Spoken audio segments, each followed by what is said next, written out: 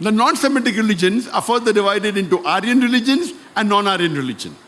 The Aryan religions are those religions that are followed by a powerful group of Indo-European people that spread in Europe and North Indian. And the Aryan religions are further divided into Vedic religion and non-Vedic religion. The Vedic religion has been given the misnomer of Hinduism or Brahmanism. It should actually be Vedantist, according to Swami Vivekananda. But the people call those who follow the Vedic religion as Hinduism or Brahmanism, but the more appropriate name is Vedantist. The Aryan religions of non-Vedic origins are Buddhism, Sikhism, Jainism, Parsiism, etc. The non-Aryan religions are divided into where they originate from.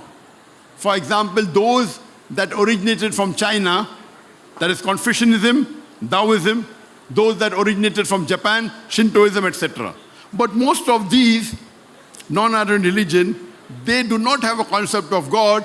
That's the reason they're referred more to as ethical systems. So today in my talk, I'll be mainly discussing about Semitic religions and non-Semitic religions of Aryan origin.